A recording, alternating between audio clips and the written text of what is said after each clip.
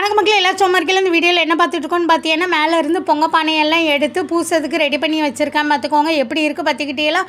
இதுக்கப்புறம் விளக்குனதுக்கப்புறம் பாருங்கள் எப்படி இருக்கும்னு. இப்படி இருந்தேன்னா இப்படி ஆயிட்டேங்கிற மாதிரி இருக்குது. அப்படியே பளிச்சுன்னு இருக்கும். விளக்குனோன்னா சூப்பராக இருந்தது. அதுகளுக்கு சந்தனம் குங்குமம் எல்லாம் பொங்க பானைக்கும் அப்புறம் வந்து பார்த்தீங்கன்னா விளக்குக்கும் வச்சுட்டு 2 பொங்க பானை ஏன் இருக்குதுன்னு பார்த்தீங்கன்னா, ஒன்று வந்து சாயந்தரம் எங்கள் கோயிலில் வந்து நாங்கள் பொங்கல் விடுவோம். அதுக்காக தான் 2 பானை. அந்த சின்ன பானை வந்து எங்கள் மாமியார் எனக்கு கொடுத்தது. எங்கள் அத்தை வந்து எப்போவுமே இந்த சின்ன பானையில் தான் பொங்கல் விடுவா பார்த்துக்கோங்க கோயிலுக்கு. அதனால் என்கிட்ட கொடுத்துட்டாவோ. ஏன்னா நம்ம தானே இந்த குடும்பத்தோட மூத்த குத்து விளக்கு. அதனால் என்கிட்டயே கொடுத்துட்டாவோ. நானும் எங்கள் அத்தையோட ஞாபகார்த்தமாக அதை வச்சுருக்கேன்.